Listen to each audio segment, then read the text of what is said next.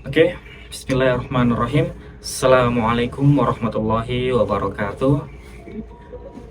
Alhamdulillahirrabbilalamin. Wabihi nasta'in ala umuri dunya waddin. Salatu wassalamu ala asyrafil anbiya wal mursalin Sayyidina Muhammadin wa ala alihi wa sahbihi ajmain, amma ba'du.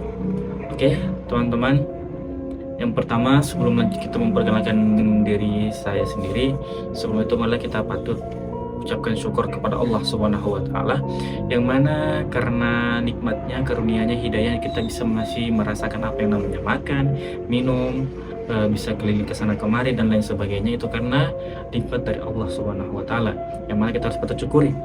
Dan lanjut, salawat serta taslim kita curahkan kepada junjungan kita Nabi Muhammad SAW, yang mana karena beliaulah agama Islam yang dari zaman dulu sampai zaman sekarang pun itu masih ada, yang mana dihiasi dengan iman dan Islam, nur dengan hidayah. Maka dari itu patutlah kita bersolawat dan taslim kepada beliau Nabi Muhammad SAW. Lanjut, izin memperkenalkan diri. Perkenalkan, nama saya Abdullah Wijaya. Saya dari Fakultas Dakwah, jurusan Ilmu Komunikasi Penyiaran Islam, dan saya berasal dari kelas dakwah B. Oke, pada kesempatan kali ini saya akan mengangkat materi yang berjudul tentang nuzulul Quran, yang akan menjadi tugas mata kuliah, yaitu Ulumul Quran.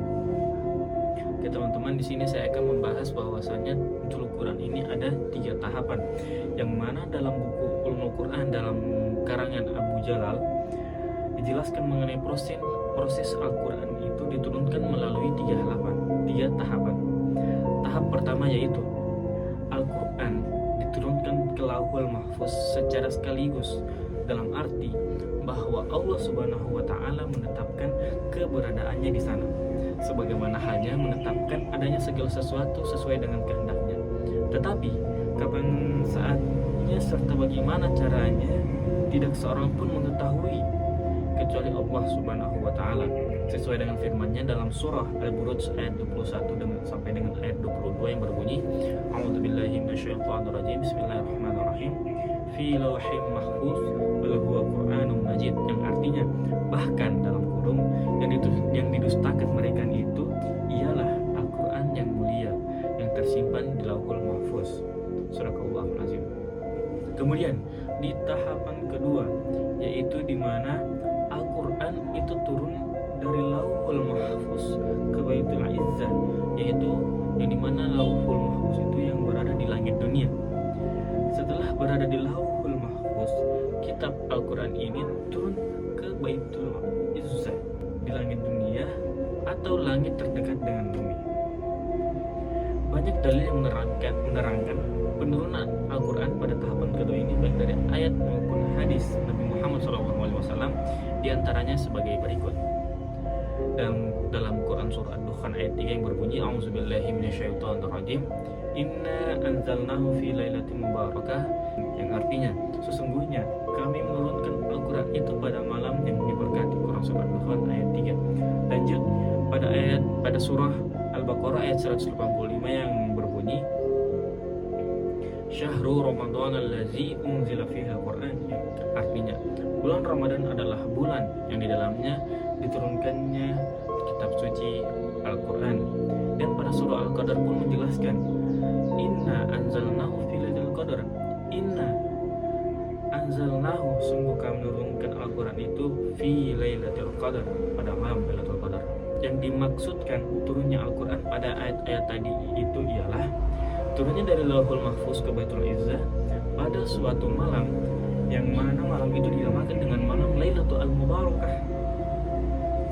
Ketiga malam itu sebenarnya satu dan jatuhnya dalam Ramadan, turunnya ke Baitul Izzah itu sekaligus.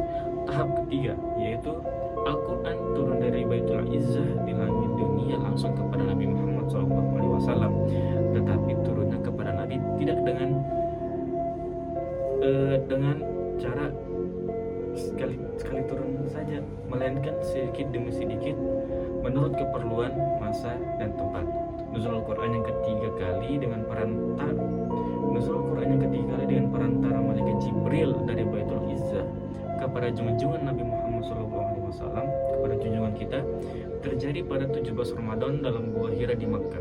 Dalilnya ayat-ayat Al-Quran dan hadis Nabi di antara lain, yang mana pada surah Al-Baqarah ayat 99 berbunyi, walaqad anzalna ilaika ayat, a'udzubillahi minasyaitonir rajim, walaqad anzalna ilaika ayatim bayyinat, yang artinya, dan sesungguhnya kami telah menurunkan kepadamu ayat-ayat yang jelas.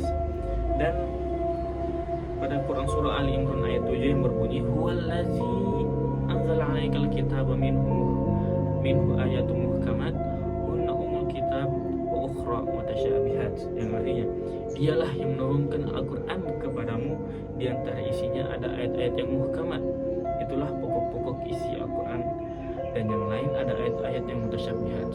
Quran surah Ali Imran ayat 7. Demikian teman-teman, sedikit penjelasan atau mengangkat materi tentang nuzulul Quran. Kurang lebihnya saya memohon maaf dan izin undur diri. Billahi taufiq wal hidayah. Assalamualaikum warahmatullahi wabarakatuh.